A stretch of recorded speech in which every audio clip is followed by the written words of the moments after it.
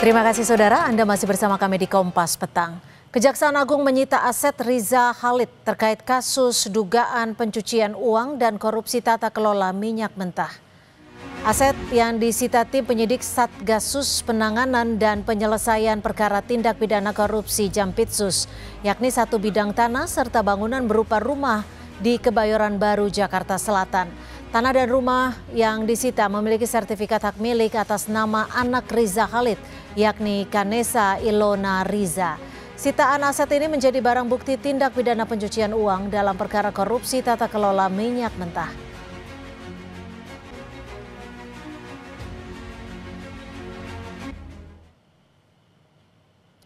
Kapus Penkum Kejagung Anang Supriyatna bilang tidak hanya melakukan pengejaran pada Riza Khalid yang masih buron.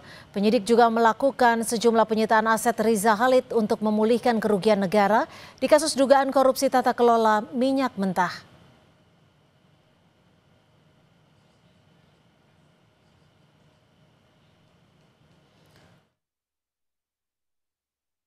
Tidak hanya berusaha melaksanakan pengejaran terhadap tersangka MRC, tetapi juga paralel dengan kegiatan tersebut, tim penyidik telah melakukan penyitaan sebuah bidang tanah beserta bangunan di Jalan Hampir 11, Kebayoran Baru, Jakarta Selatan. Hal ini dalam rangka pemulihan kerugian negara dalam perkara tindak pidana korupsi pengolahan minyak mentah di Pertamina. Demikian. Sebelumnya Riza Khalid ditetapkan sebagai tersangka kasus dugaan korupsi tata kelola minyak mentah dan produk kilang PT Pertamina tahun 2018 hingga 2023. Saat ini Riza Khalid masih menjadi buron Kejaksaan Agung.